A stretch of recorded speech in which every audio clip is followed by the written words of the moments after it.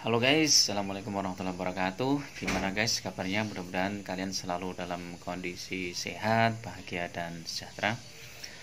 Oke, di pagi ini ya, aku ingin berbagi kepada kalian tentang salah satu biaya operasional yang paling menguras budget kalian. Jadi kalian harus perhatikan ini, benar-benar dipikirkan, dipertimbangkan. Biaya satu ini yang mungkin akan menjebak kalian ya dalam bisnis apotek ini, dan akhirnya profit kalian yang kalian kumpulkan bertahun-tahun itu habis atau hilang. Nah, biaya operasional itu apa? Ikuti terus video ini sampai akhir. Oke guys, dalam sebuah bisnis kita tentu sangat memperhitungkan biaya operasional. Jadi untuk membuat sebuah studi kekayaan biasanya kita akan memprediksi berdasarkan market yang ada di daerah itu, kira-kira berapa potensi pasarnya ya, dari resep berapa, kemudian dari obat-obat bebas berapa, dari obat-obat yang yang lainnya ya, alat kesehatan dan lain-lain itu berapa. Nah, nanti dari potensi itu kemudian kita tuangkan ke dalam bentuk omset, target omset bulanan ya. Mungkin bulan pertama targetnya sekian, bulan kedua, bulan ketiga, sampai 1 tahun. Bahkan biasanya kalau studi kelayakan itu sudah dibikin sampai 5 tahun ke depan. Jadi kita bisa tahu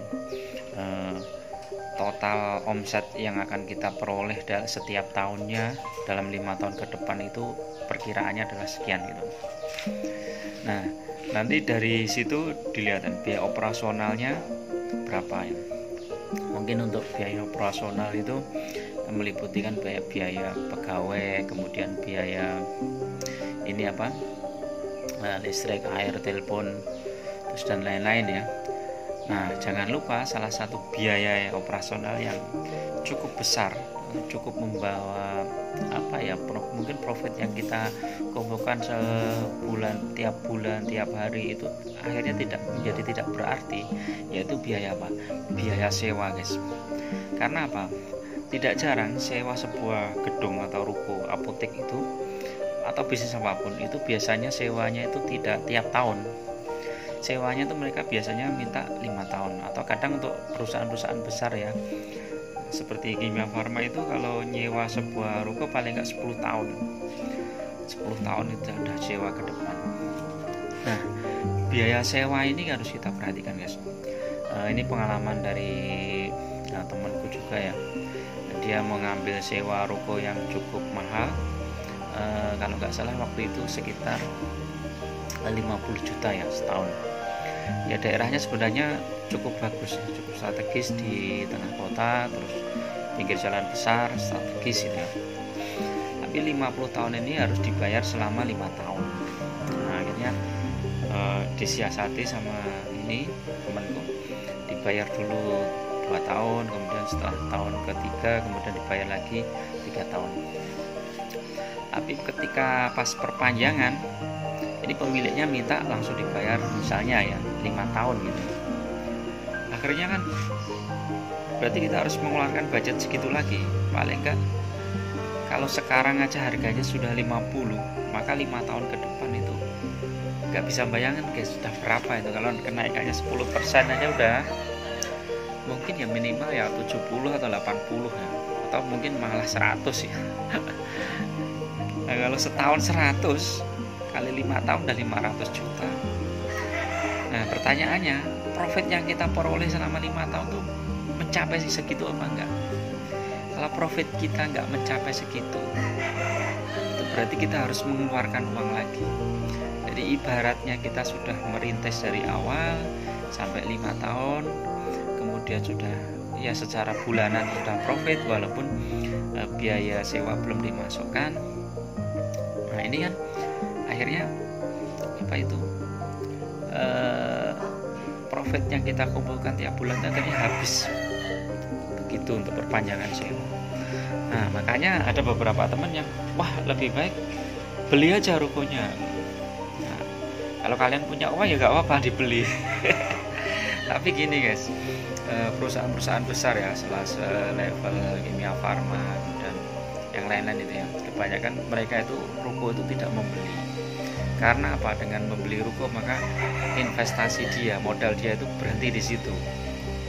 Jadi misalnya beli ruko seharga 2 miliar, terus kemudian untuk modal apotek dan lain-lain sekitar mungkin 300 juta, itu kan akhirnya 2 miliar lebih uangnya mandek di situ kan. Terus dia tiap bulan bisa menghasilkan uang berapa? Dari investasi total 2 miliar lebih, kalau tiap bulan cuman menghasilkan misalnya 10 juta, itu kira-kira apa ya, kira-kira bagus apa enggak gitu kan, dengan perbandingan antara jumlah uang yang kita investasikan dengan hasil yang dia berikan. Kalau misalnya uang 2 miliar itu kita taruh misalnya misalnya di deposito atau di saham, itu kira-kira bisa menghasilkan lebih apa enggak? Atau kita belikan yang lainnya lah, properti, terus kemudian kita jual lagi, itu kan bisa dapat income yang lebih besar.